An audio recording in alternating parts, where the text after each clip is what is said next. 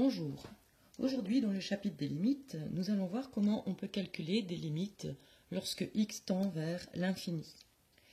Alors, la limite lorsque x tend vers plus l'infini d'une fonction de x, simplement pour pouvoir la calculer, on va remplacer dans cette fonction tous les x par plus l'infini. On peut faire la même chose, la limite lorsque x tend vers moins l'infini, et dans la fonction, on va remplacer tous les x par moins l'infini. Il faut bien sûr que la fonction soit non bornée, son domaine de définition soit non borné, c'est-à-dire que le domaine de définition comprenne moins ou plus l'infini. Alors, on va commencer par un petit exemple. On a la limite lorsque x tend vers plus l'infini de 3x moins 7. Pour la calculer, on va remplacer x par plus l'infini. 3 fois plus l'infini, ça va nous faire plus l'infini. Plus l'infini moins 7, quelque chose de très très grand, moins 7. Le moins 7 est tellement petit qu'il n'interviendra pas. Ça va nous donner plus l'infini. Si on vient ici, on a 5, à la limite lorsque x tend vers moins l'infini de 5x carré. On va remplacer le x par moins l'infini. Moins l'infini au carré, comme avec des nombres, moins l'infini au carré, le moins va devenir plus. On va donc avoir 5 fois plus l'infini, et plus l'infini, 5 fois plus l'infini, ça nous donnera plus l'infini.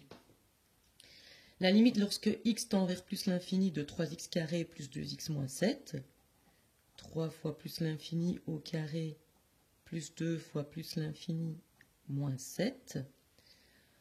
3 fois plus l'infini au carré, ça va nous donner plus l'infini. On lui rajoute encore du plus l'infini, ça va nous faire plus l'infini. Moins 7, ça nous donnera plus l'infini. La limite lorsque x tend vers plus l'infini de 1 moins x, racine de 1 moins x, ça va nous faire racine de 1 moins plus l'infini. Moins fois plus l'infini, ça va nous donner moins l'infini. 1 moins l'infini, ça va nous donner racine de moins l'infini. Ceci, ça n'existe pas. On ne peut pas faire la racine carrée d'un nombre négatif, même si ce nombre est moins l'infini. Alors, pourquoi est-ce que ça n'existe pas? Parce qu'en fait, cette limite n'a pas de sens. Pourquoi est-ce qu'elle n'a pas de sens? Si on fait les conditions d'existence de cette limite, on va avoir 1 moins x qui doit être plus grand ou égal à 0, puisqu'on a un radical, ce qui veut dire que 1 doit être plus grand ou égal à x, et donc que le domaine de définition de cette fonction, c'est x qui appartient de moins l'infini jusqu'à 1. Compris.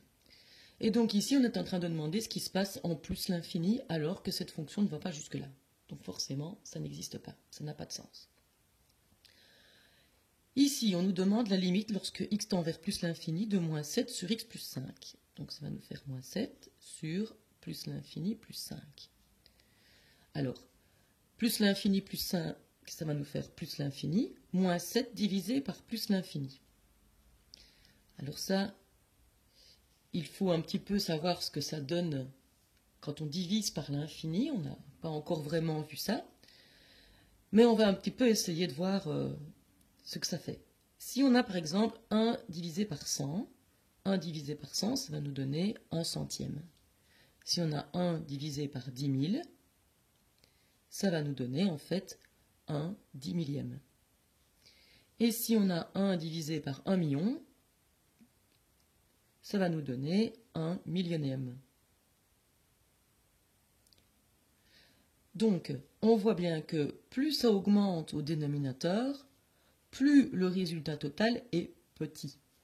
Donc, si le dénominateur est énorme au point d'être plus l'infini, le résultat est tellement petit qu'on peut dire que c'est 0. On est en train de regarder des limites. Donc, à la limite, lorsque on a quelque chose d'énorme en dessous, la limite c'est 0.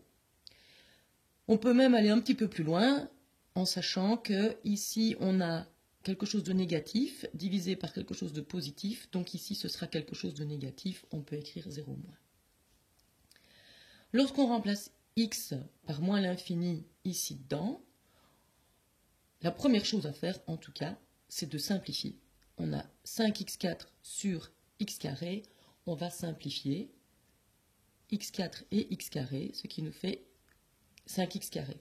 Et donc 5x carré, on a déjà fait d'ailleurs là au-dessus, ça va nous donner plus l'infini. Alors, la limite lorsque x tend vers plus l'infini de 3x carré moins 8x plus 1, je vais donc changer tous les x avec plus l'infini. Alors ici, on va donc avoir plus l'infini, moins 8 fois plus l'infini, donc moins l'infini, plus 1. Plus l'infini moins l'infini, qu'est-ce que ça va donner? Est-ce que ça va donner plus l'infini? Est-ce que ça va donner moins l'infini? Est-ce que ça va donner 0? On ne sait pas le dire. Ceci, c'est ce qu'on appelle une forme indéterminée. Et donc on verra dans une autre vidéo comment faire pour lever cette indétermination. Ici, la limite lorsque x tend vers moins l'infini de 3x³ plus 1 sur 2x, ça va nous donner 3 fois moins l'infini au cube plus 1 sur 2 fois moins l'infini. On ne peut pas simplifier les x ici, hein, comme on l'a fait ici, puisque le x n'est pas en évidence. Il y a un plus qui nous empêche de simplifier les x du numérateur et du dénominateur. Donc ici, qu'est-ce que ça va nous donner? Ça va nous donner moins l'infini au cube, ça va nous donner moins l'infini. Et au dénominateur, ça va aussi nous donner moins l'infini. De nouveau, l'infini sur l'infini. On ne sait pas si c'est l'infini du numérateur qui va gagner, et donc qui nous donnerait moins l'infini, ou l'infini. On ne sait pas si c'est celui du dénominateur qui va gagner, et donc on se retrouverait dans un cas comme celui-ci, ça donnerait 0. On ne sait pas si, en les simplifiant, ça donnerait 1. Ceci, c'est également une forme indéterminée qu'on verra dans une autre vidéo.